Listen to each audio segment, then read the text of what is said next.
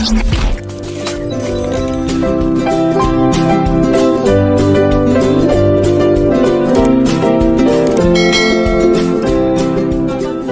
anak-anakku kelas 5, bagaimana kabarnya?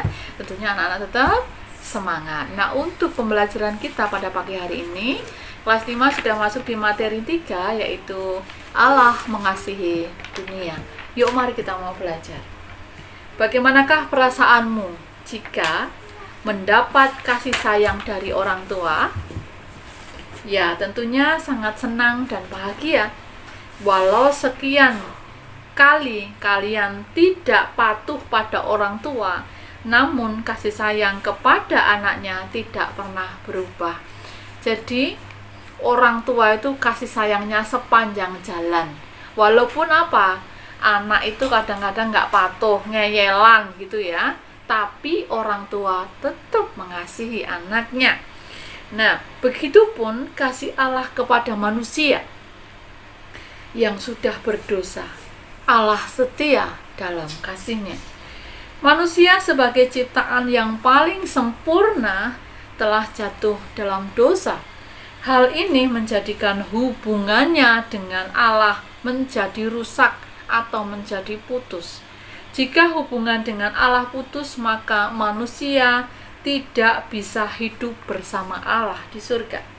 Karena Allah sangat menyayangi manusia, maka Allah berjanji atau memberikan janji induk kepada manusia. Nah, janji induk ini tertulis di dalam kitab Kejadian pasal 3 ayatnya yang ke-15. Janji ini juga dinyatakan lagi dalam kitab Yohanes pasal 3 ayat yang ke-16. Yakni apa? Karena begitu besar kasih Allah akan dunia ini, sehingga ia mengaruniakan anaknya yang tunggal, supaya setiap orang yang percaya kepadanya tidak binasa, melainkan beroleh hidup yang kekal.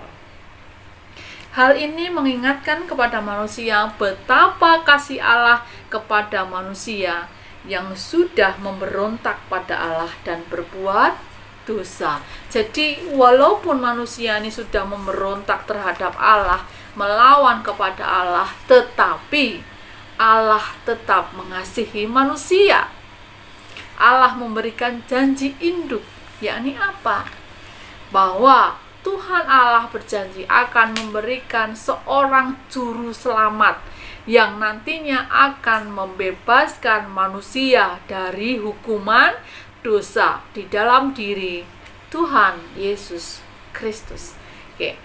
Janji induk yang diberikan Tuhan kepada Adam dan Hawa dinyatakan lagi melalui Abraham. Kepada Abraham, Allah berjanji akan memberkati anak-anak Yakub yang akan menurunkan bangsa yang besar, yaitu Israel. Bangsa itu akan menjadi saluran berkat bagi banyak orang, ya.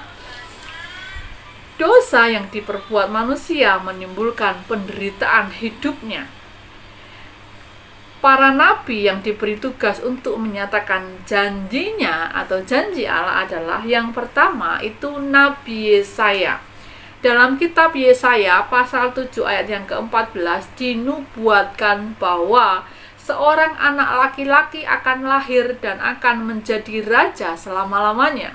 Ia akan disebut Immanuel, artinya Allah beserta kita. Raja damai yang akan datang itu akan memerintah di atas tahta Daud. Yang kedua, Daniel memberitakan arti batu dalam mimpi Raja Nebukadnezar. Nanti silakan anak-anak membaca di dalam kitab Daniel. Batu itu memecahkan semua kerajaan lain. Batu itu tumbuh besar, demikian pula kerajaan Yesus akan tumbuh besar dan akan menjadi kerajaan yang kekal. Silakan nanti anak-anak membaca kitab Daniel pasal 2 ayat yang ke-7 sampai dengan Daniel pasal 14. Kemudian yang ketiga, Nabi Mika menubuatkan bahwa Sang Juru Selamat akan datang dari Bethlehem. Nanti bisa dibaca di dalam kitab Mika pasal 5 ayat yang kedua. Dan yang keempat adalah Zakaria menubuatkan bahwa sang raja besar akan membawa keselamatan. Silakan nanti anak-anak membaca di dalam kitab Zakaria pasal 9 ayat yang ke-9. Jadi ada 4 nabi yang menubuatkan tentang kelahiran Tuhan Yesus. Yang pertama adalah Nabi Yesaya, yang kedua Daniel, yang ketiga Nabi Mika, dan yang keempat adalah Imam Zakaria. Iya. Bangsa Israel lama menantikan datangnya juru selamat yang dijanjikan Allah. Allah setia pada janjinya. Allah menempati janjinya. Waktu Allah sudah tiba, Dia mengutus malaikat Gabriel untuk memberitahu Yusuf dan tunangannya untuk dipakai Tuhan menyatakan janjinya memberi juru selamat. Silakan nanti anak-anak membaca kitab Lukas pasal 2 ayat yang ke-11. Malaikat Gabriel mendatangi Imam Zakaria, memberitahu bahwa istri Zakaria, Elisabet yang sudah tua, akan mengandung dan melahirkan seorang anak laki-laki dan harus diberi nama Yohanes. Yohanes yang akan mempersiapkan jalan bagi kedatangan sang juru selamat. 6 bulan kemudian malaikat Gabriel juga mendatangi perawan Maria, tunangan Yusuf di kota Nazaret. Malaikat Gabriel memberitahu bahwa Maria akan mengandung atas kuasa Roh Kudus dan akan melahirkan bayi laki-laki yang harus diberi nama Yesus atau Yehosua, artinya juru selamat. Pada waktu Kaisar Agustus mengadakan sensus penduduk, diperintahkan agar semua penduduk mendaftarkan diri ke kota kelahiran masing-masing. Yusuf membawa Maria ke Bethlehem, di sanalah kota asal Yusuf.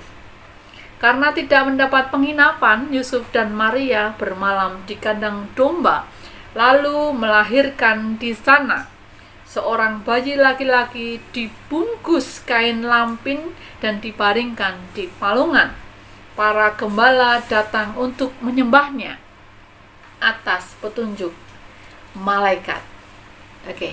Nanti Bu Dian akan kirimkan video tentang kelahiran Tuhan Yesus ya. Silakan anak-anak nanti saksikan, anak-anak simak dengan baik-baik ya. Oke. Nah, jadi kelahiran Tuhan Yesus di dunia ini sebagai juru selamat sudah dinubuatkan. Dan Tuhan sudah memberikan, menggenapi janjinya. Dengan apa? Nah, mengutus malaikat Gabrielnya, memberitahu kepada siapa? Maria. Nah, bahwa akan mengandung dari Roh Kudus seorang anak laki-laki. Dan harus diberi nama Yesus. Ya kan? Nah, jadi Tuhan Yesus itu bukan anak biologis dari Yusuf, tidak, tapi Tuhan Yesus adalah dari Roh Kudus. Karena ketika malaikat Gabriel memberitahu kepada Maria, Maria itu masih perawan, masih suci, jadi belum menikah ya. Jadi Bu Dian sampaikan sekali lagi bahwa Tuhan Yesus itu dari Roh Kudus. Oke ya. Iya. Pembelajaran kita sampai di sini dulu, dan untuk tugasnya silakan anak-anak menjawab 2 pertanyaan dari Bu Dian. Yang pertama, sebutkan wujud kasih Allah kepada manusia. Yang kedua, mengapa Allah mengasihi manusia. Silakan dikerjakan di buku tulisnya ya. Terima kasih, Tuhan Yesus memberkati.